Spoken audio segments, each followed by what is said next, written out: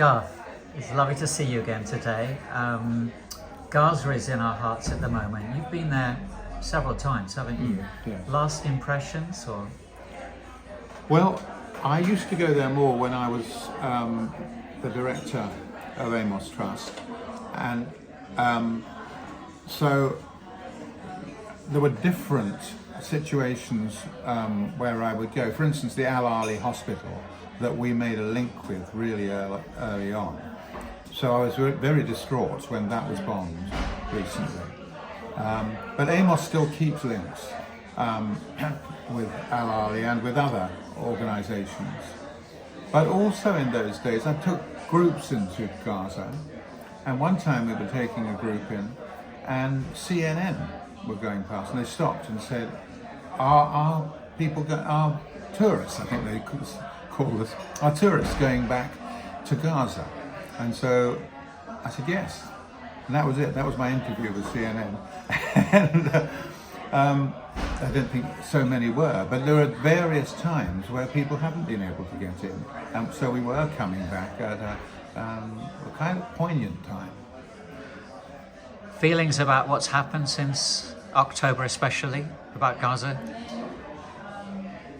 Never in my life has there been such violence and such genocide, such brutality. Never. So I am very startled by it, to see it being used in this way, to see such hatred of another race. It just seems something that's beyond belief. When I went to Gaza, I used to visit various people and places. The welcome we got, everything was hopeful as well. At one stage, they had an airport. We went along, and I remember buying ices and things at the airport, but of course that was all destroyed. And so here is a situation with the potential for hope, but this group of people, the Palestinians, are not being treated as equal human beings. And that's where so many problems start, when there is a failure to recognise the equal worth of everyone. And you've written some songs about Gaza. Yes. I wrote a song in 2009 when there'd been an attack on Gaza, not unlike what's happening now, but not at the same level. But the vicar, the priest in charge of the Catholic Church, Holy Family Catholic Church in Gaza, called Father Musallam, he wrote a message to the world, really, saying you're keeping silent when you should be speaking up. And so I wrote a song called The Broken Heart of Gaza, and it's extraordinary how relevant it is again. I mean, there was another huge attack in 2016, and now we have this unbelievable attack. And so I thought, well, I'll sing it. I was asked to sing at our church last week. So I thought I will just change one word, because I put in the word genocide, because I thought this is the difference on this one, where you've now got over 25,000 killed, and we don't know how many are under the rubble. Over 10,000 children. I can't stand the brutality to the children, and the courage that I've seen as I'm watching things on television amazes me, but it's appalling that people should have to live in this way. So all I've done with the Broken Heart of Gaza, I've just adapted one or two words, one of which is for the sake of accuracy. There's more people in Gaza than I thought. I think I was singing there was 1.5 million, and it's nearly 2.5 million. Yeah. So, but I particularly wanted there to be the mention of the word genocide, because the South Africans really showed us in their bringing of the sort of case against what was going on. They showed us, I think, an understanding of the brutality and the level of the quantity. Unheard of. It's unheard of. We can all feel helpless watching the devastation in Gaza. Where, in your view, where does music fit in, and the songs that you have composed and written? Well, I think music comes in different ways and at different times. For instance, this last Greenbelt Festival, I did a gig with my band, and we called it "My Name Is Palestine," and that's a song that I'd written 4 years ago, and I called it that because although it's crying out for justice, it's also an optimistic song. It's affirming the value of the Palestinian community, and I've never had a song with so much success in terms of the way it's viewed. So the kind of millions that are watching on YouTube and so on. So it's very, very nice to see that. And I've been doing some interviews, one of which was was an interview in Lebanon about that song, because it's affirming. It's very much an affirming the Palestinian community. And of course, when I did that at Greenbelt, that was before October the 7th and all of that.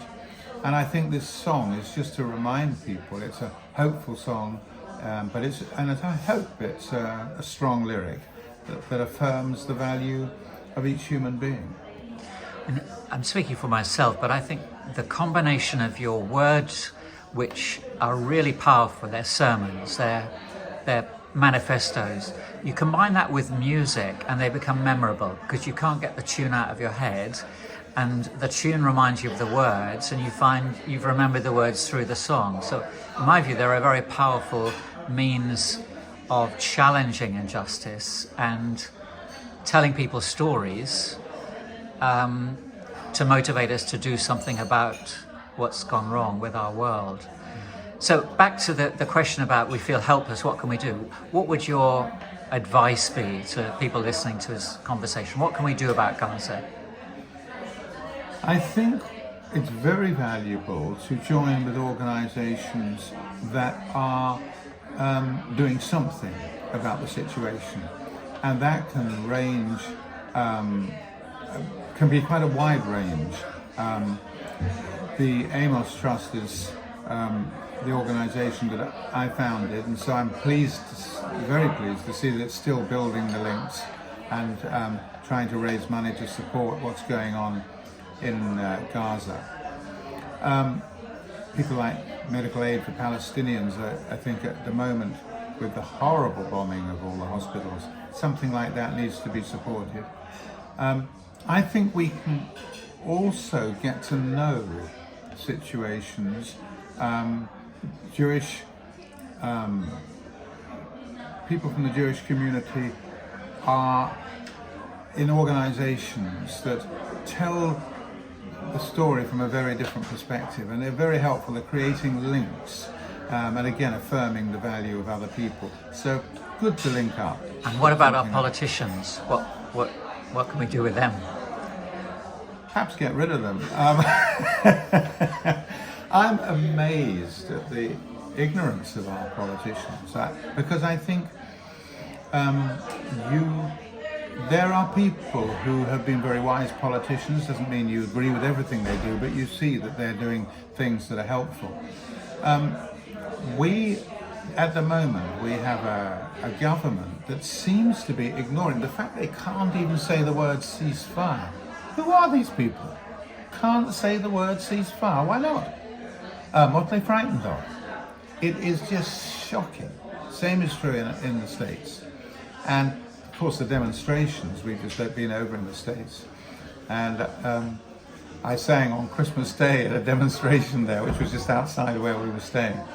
And it was lovely to see, though, this mixture of people there who were demonstrating and saying, unacceptable, this has got to change.